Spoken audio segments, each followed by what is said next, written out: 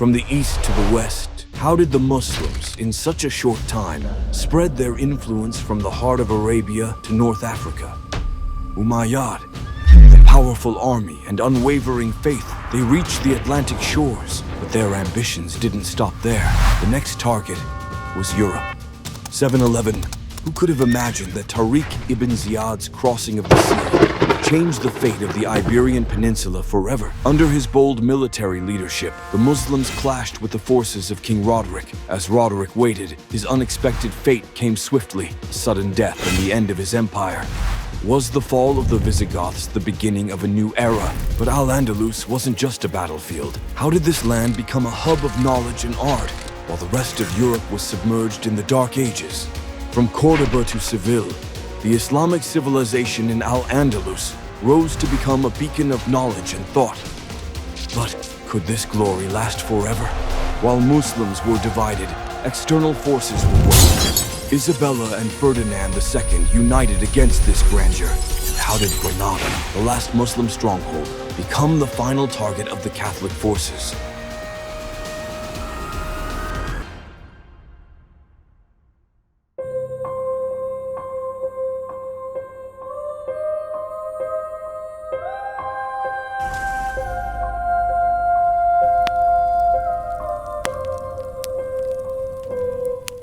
In the 7th century AD, the Visigothic kingdom, which ruled the Iberian Peninsula, faced a series of internal crises that significantly contributed to its eventual collapse.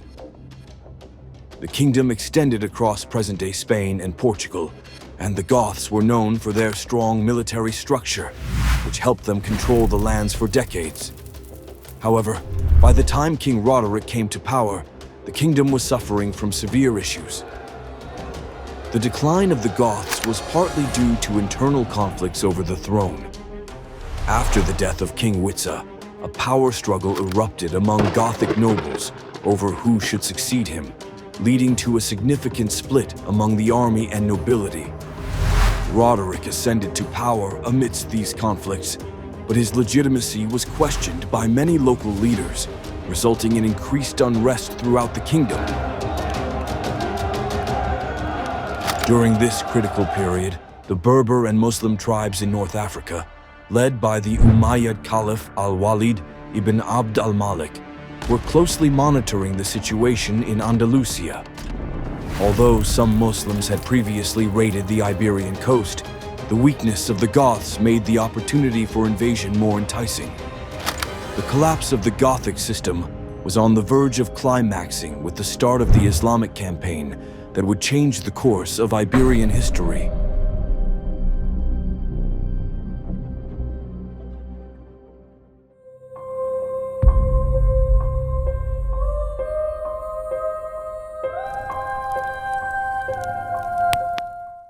In 711 AD, events accelerated with the appointment of Tariq ibn Ziyad as the leader of the Islamic military campaign.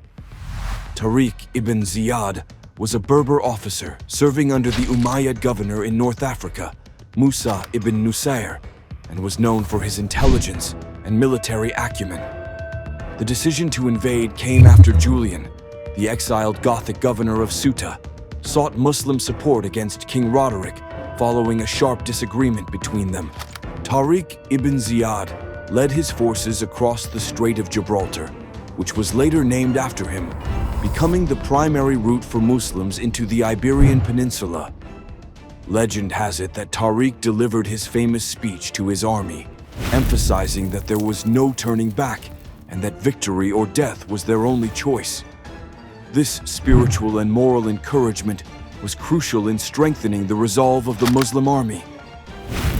Upon crossing, Tariq's forces quickly advanced to confront the Gothic army. The Muslim army comprised around 7,000 soldiers, compared to the vast Gothic army which included tens of thousands of troops. However, due to superior organization and military planning, coupled with internal divisions among the Goths, the Muslims won the decisive Battle of the Guadalete, where King Roderick was killed, leading to a swift collapse of Gothic rule in Andalusia.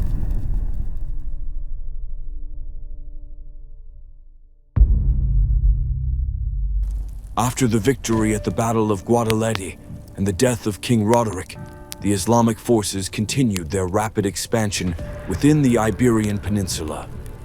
Some regions fell without significant resistance, as Gothic authority had almost completely collapsed.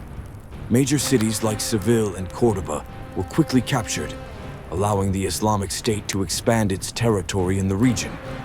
Tariq ibn Ziyad, due to his military success, became a symbol of the Islamic conquest and continued leading forces to secure more lands.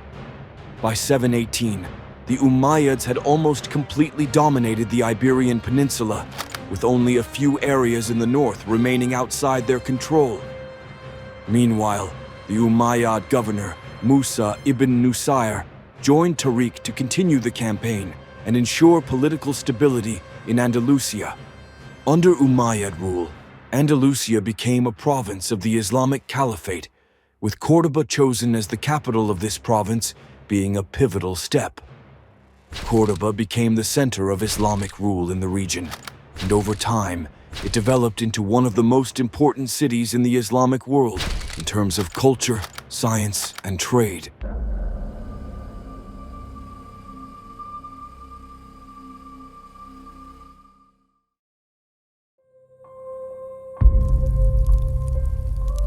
After the death of Caliph al-Hakam II in 976 AD and leaving the Caliphate of Córdoba to his young son Hisham II, who was only 10 years old, the Caliphate entered a phase of internal chaos.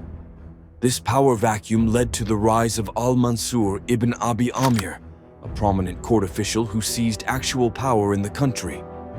Despite achieving significant military victories against northern Christian kingdoms and conducting several successful campaigns, his strong control over the Caliphate ignited further discord and divisions within Andalusia. The death of al-Mansur in 1002 AD marked the beginning of the end of his rule, as his son Abd al-Malik al-Muzaffar succeeded him. But the situation quickly deteriorated after al-Muzaffar's death in 1008 AD. His brother, Abd al-Rahman Shanjul, who sought to make himself caliph, bypassed the legitimate Hisham II. This move angered the Córdoba elite, leading to uprisings and his ousting, and he was killed in 1009 AD. This event opened the door to the chaos known as the Fitna of Andalusia. During the Fitna, various Andalusian factions contested for power in Córdoba, leading to the disintegration of the Umayyad Caliphate by 1031 AD. After the fall of the Caliphate, Andalusia fragmented into small independent states known as the Taifa kingdoms, which were unable to withstand the northern Christian kingdoms. This political fragmentation significantly weakened the Muslims in Andalusia.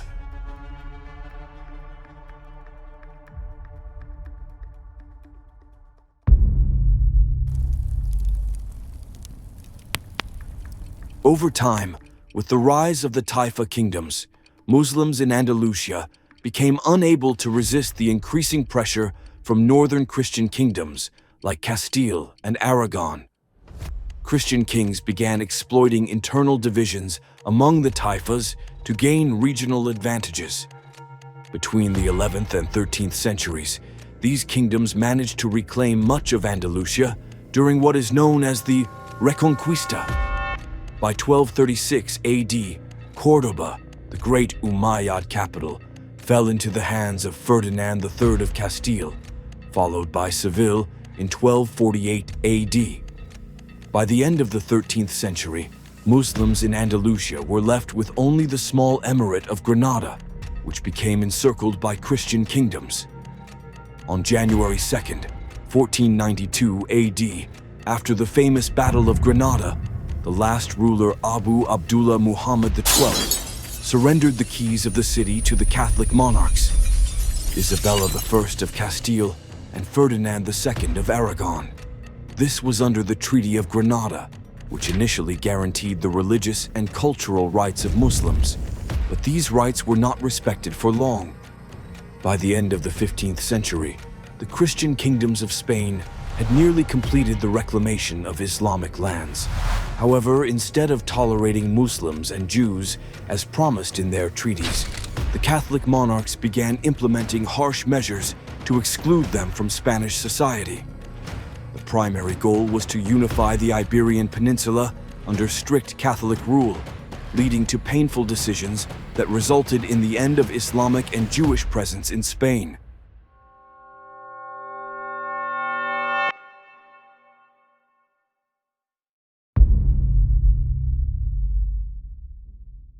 The expulsion of Muslims and Jews from Spain was one of the most violent acts of ethnic cleansing in European history. By the end of the 17th century, Muslims and Jews, who had been an integral part of the region's culture for over 800 years, were no longer present in significant numbers in the Iberian Peninsula. Their properties were confiscated, cultural and religious landmarks destroyed, and great mosques like the Mosque of Córdoba were converted into Catholic churches. The Moriscos who remained in Spain secretly were forced to abandon any signs of their cultural or religious identity, facing severe punishment under the Inquisition if they didn't comply. The loss of Muslims and Jews had a devastating impact on Andalusian culture, which had flourished as a multicultural and multi-religious civilization. The expulsion of scholars, poets, philosophers, and traders led to Spain losing a significant part of its cultural spirit. However, the legacy of Andalusian civilization endured in the scientific and philosophical texts that were transferred to Europe, as well as in architectural landmarks like the Alhambra and the Mosque of Córdoba, which stand as reminders of a period rich in creativity and cultural coexistence.